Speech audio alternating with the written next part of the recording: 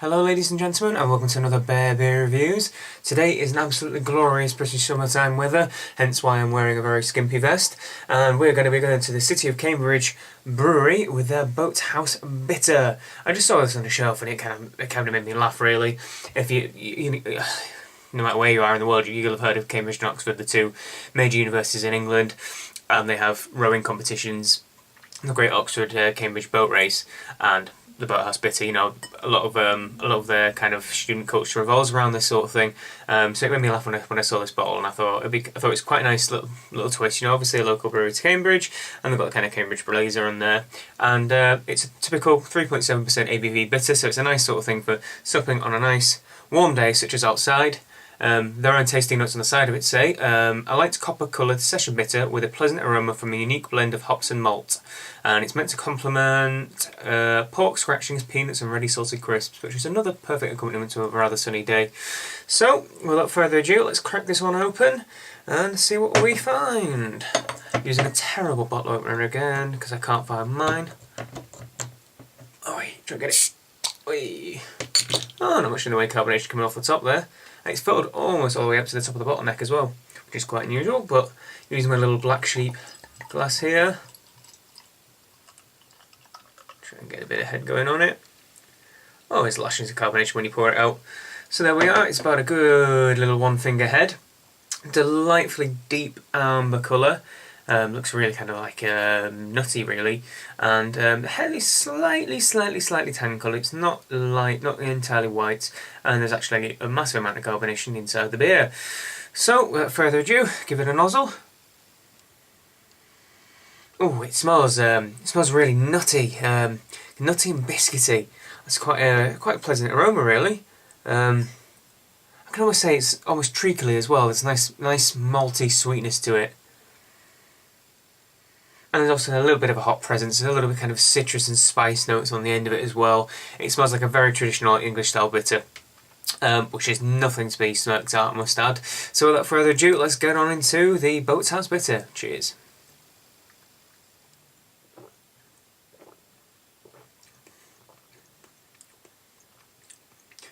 Yeah, it's a very pleasant, malty, standard bitter. It's quite pleasant, it really is.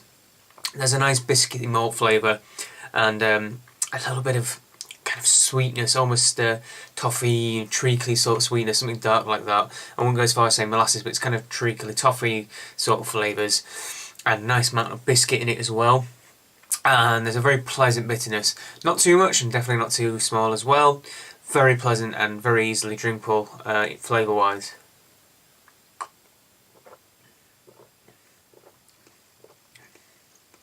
There's a nice amount of spice as well towards the forefront of the palate. Again, a very traditional kind of bitter flavour to it. Sorry, a very traditional hop character for an English bitter. And kind of spicy sort of thing you get from Fuggles and Goldings that kind of plays around on your tongue. The carbonation is really nice actually. You get a nice kind of fizz, a kind of froth on it when you're drinking it, which might sound weird, but it's a very pleasant mouthfeel.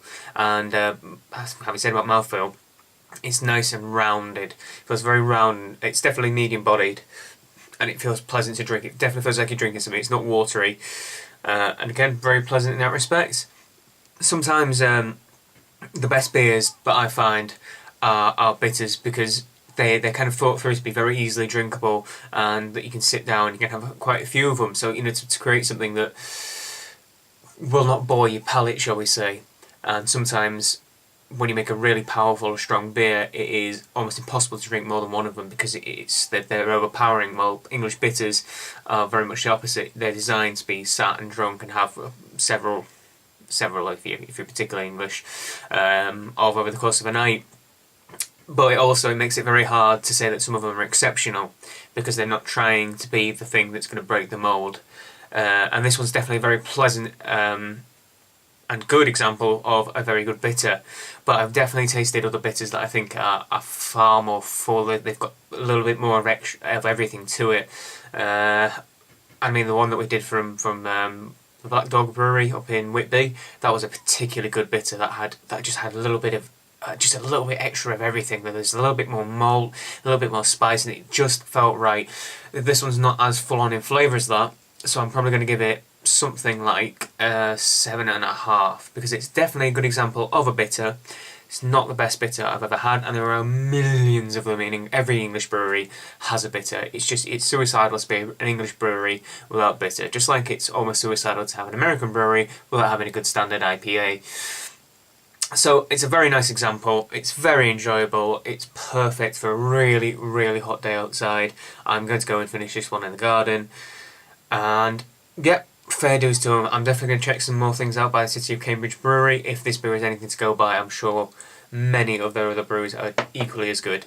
So, thank you ever so much for watching. Tell me what you think about the Cambridge... I forgot the name then. The Cambridge Brewery's Boathouse Bitter, if you've ever tried it, or if you'd like to comment on anything else at all, or request anything. I'm more than open and willing to try any beer that's out there. And thank you once again. Cheers, guys.